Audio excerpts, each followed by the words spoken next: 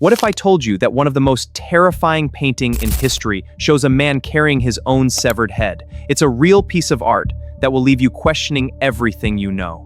Not in a fantasy story, not in a horror novel, but in a legend that millions of people believed for centuries. And according to that legend, after being executed, he didn't die immediately.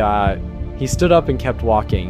In 1885, French painter Léon Bonnat created a masterpiece that continues to disturb and fascinate viewers more than a century later. Titled Martyre de Saint Denis, the painting captures a moment that feels suspended between reality and the supernatural. The scene is dark, silent, and deeply unsettling. Standing before us is Saint Denis, the first bishop of Paris, a man whose story would become one of the strangest legends in Christian history. Unlike many religious paintings that focus on divine glory or heavenly visions, Bonnat chose something far more powerful. He painted the immediate aftermath of an execution. There are no dramatic miracles filling the sky, no angels descending from the heavens. True wonder is found in the quiet moments of everyday life. That's where the real magic happens. Instead, there is only darkness, suffering, and a figure standing impossibly still while holding his own severed head.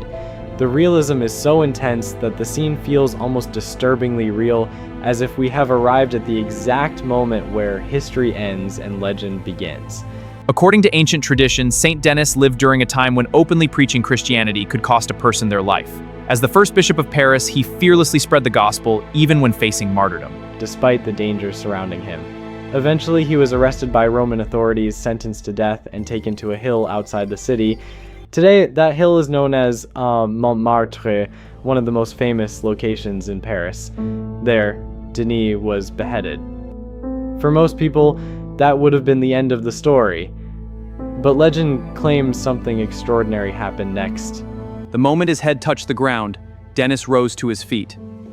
He bent down, picked up his severed head, and began walking. Even more astonishing, the story says he continued preaching as he walked. Carrying his own head in his hands, he traveled for miles while delivering a final sermon.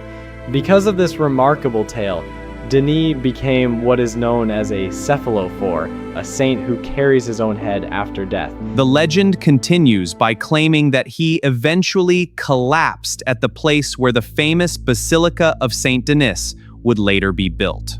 That site would go on to become the burial place of many French kings and one of the most important religious landmarks in France.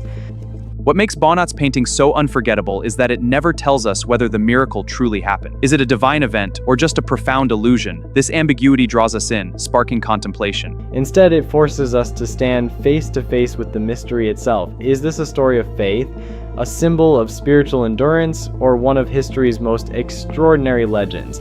More than a century after it was painted, Martyre de Saint Denis continues to captivate audiences because it exists in that uncomfortable space between horror and devotion. Between death and belief. It reminds us that some of the most powerful stories ever told are the ones that leave us wondering where reality ends and where legend begins. If you want to know more information about this, then comment next part and stay with us by subscribing. Your support helps us create more content like this. Thanks for watching, and see you in the next video.